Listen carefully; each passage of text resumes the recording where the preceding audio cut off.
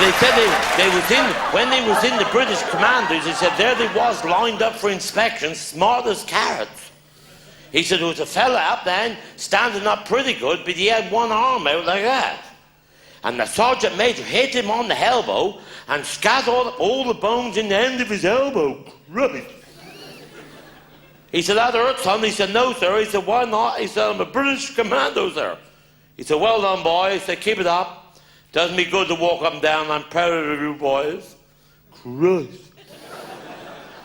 He come on the fella 2 up from Uncle. He was standing up pretty good, but he had one leg over like that.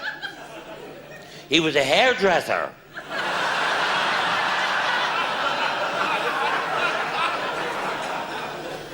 And he took this stick and he knocked his kneecap right off on the floor and stepped on it.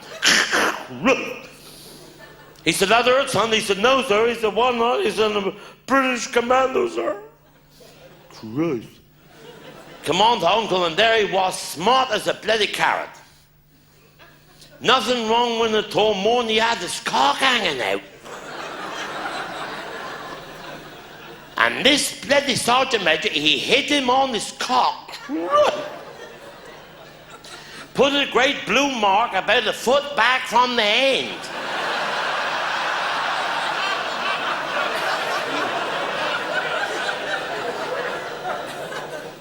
Uncle never moved. He said, that hurt, son. He said, no, sir. He said, why not? He said, it's not mine, sir. It belongs to the gentleman behind that.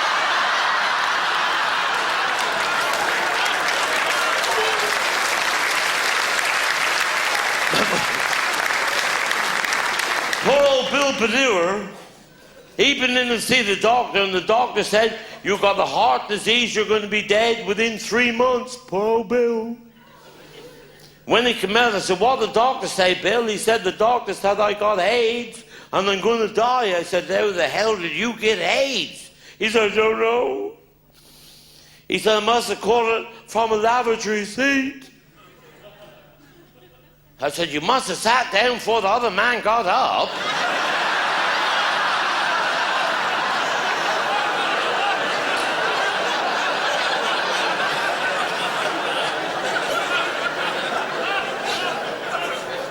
But see, he'd been telling everybody in Camborne he got AIDS. A bloody liar, he hadn't got AIDS. He got heart disease, he hadn't got AIDS. A bloody liar. He's going to die, but he hasn't got bloody AIDS. Well, yesterday the doctor said, Bill, why are you telling everybody in Camborne that you got AIDS? He said, I'm not having every bugger in Camborne poking my missus when I'm gone.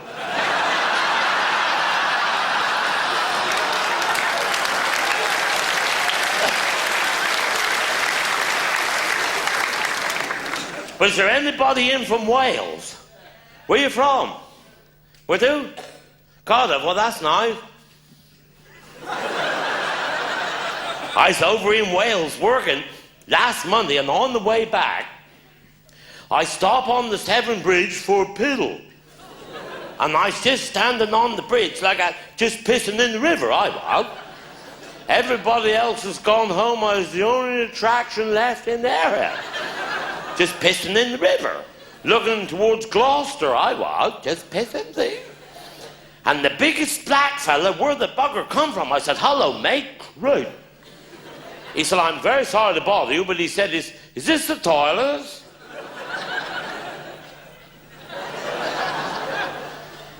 Well, I said, I haven't done all that.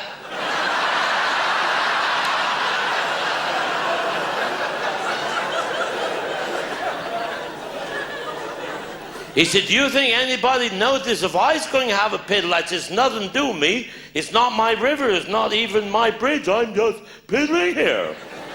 And by this time, he's having a piddle as well. But what's worrying me now? I can only hear one lot landing.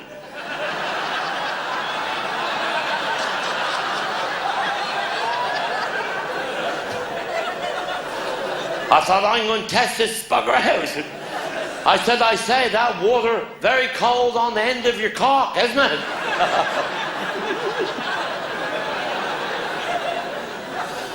He said, I'm quite surprised how deep it is.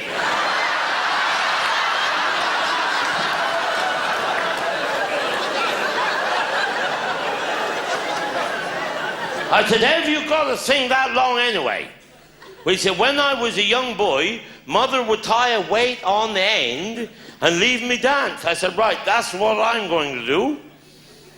And ever since last Monday, I've been going around with a bag of cement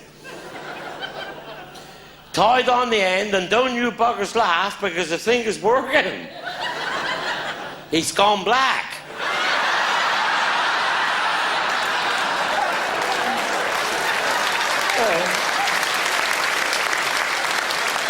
But I suppose the worst ever was when my old mate, Denzel Pemberthy, was marooned on the desert island for 10 years. I said, you must have been bloody starving. He said, I was starving. I said, you must have been.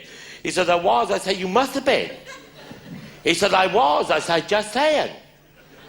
You must have been. He said, I was. I said, just saying. I said, how hungry was you?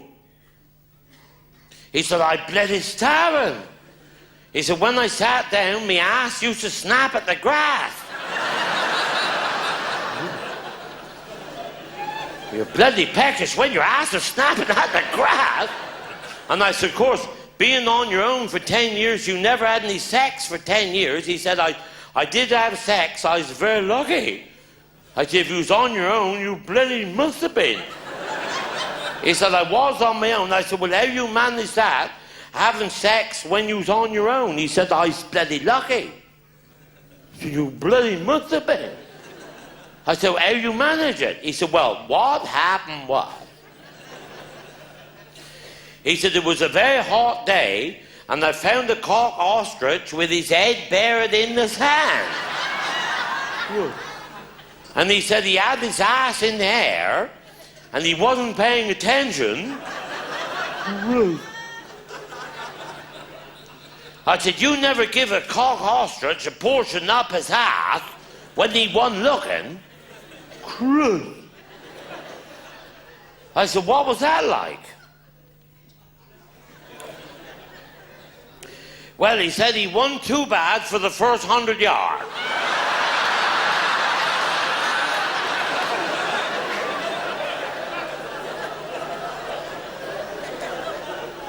But then he said we got out of step.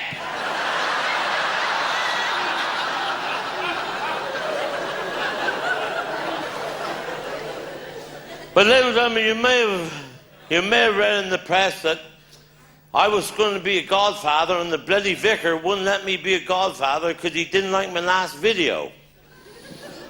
And the bit he didn't like was at the very end, so the dirty bastard watched the first hour. But when I've always had a bad relationship with vicars, because years ago, what happened was, I was out shooting one Christmas day, you see. And I, down in the woods shooting, and I shot a rabbit, and I was just gutting the bloody thing, and I was pulling out guts and rabbit shit and tripes. And I seen the vicar walking his dinner off through the woods. I thought, if he catch me shooting Christmas Day, he'll give me hell, because he was the nasty bastard as well. So I reversed in the bushes. I got right in the bloody bushes, gun, rabbit, guts, a lot. I got right in the bloody bushes.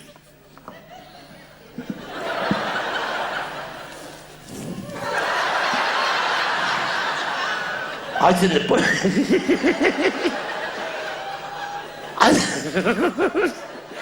I'm sure I could get a job in Tesco's, Andy.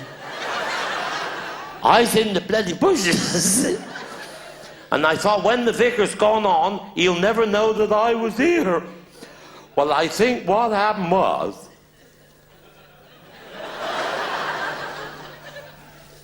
the vicar must have had too much dinner, because when he got opposite me, he dropped his trousers, and he pulled his cloak up over his head, and he reversed right into where I was too. And he was curling it up just like a walnut whip.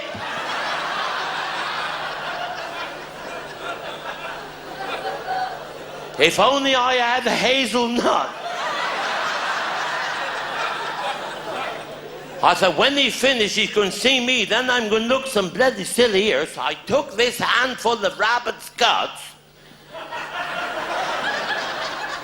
Well, he looked exactly like he'd done it. I thought, that'll frighten you, your reverence. And I sneaked back and I went in the pub. I said, I'll have 2 whiskies, please, Jack. He said, who's with you? I said, the vicar will be here in just a couple of minutes. He said, the vicar been in the parish 14 years. He's never been here before. I said, he'll be here in just a couple of minutes. Well, I wish then I never done it. Because the vicar come in, wipes a bloody sheet. And I could tell he was in a hurry by the way he had his fly front buttoned up to his waistcoat. And he started drinking everybody's drink. And Jack said, Reverend, you don't look well. He said, Jack, I'm a very ill man. He said, I was walking my dinner off through the woods, and he said, I got caught short.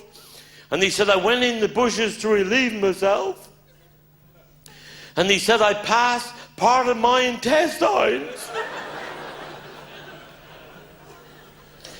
Lucky, he said, I had my walking stick. I've managed now to get most of it back.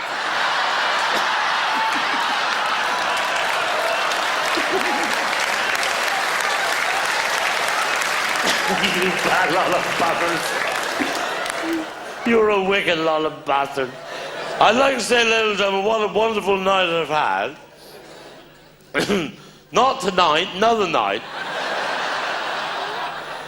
You've all been to these shows, and to the theatres and the clubs, and when the last act come on, they say, what they do is, when I get a night off, I go and learn from the big superstars, and they do about 10 minutes, they say, good night, God bless, and they bow, and they bow bloody good. Then they go beyond the curtains, everybody shout for more, then they do 5 minutes more, then they piss off again. I was in the Hippodrome in Bristol, I thought I'd bloody try it. Christ. I did about 10 minutes, I said, good night and God bless, and I bowed bloody good. I went behind them curtains. When I got back out, everybody pissed off at home. Thanks for coming out tonight, and thanks for laughing at me, because when you laugh at me, you give me so much more time to think what's coming next. You're a bad lot of buggers. I hope one day I'll see you again. I'll leave you with their sobering thought. Treat every day of your life like as if it's your last day on earth, because one day you will be right.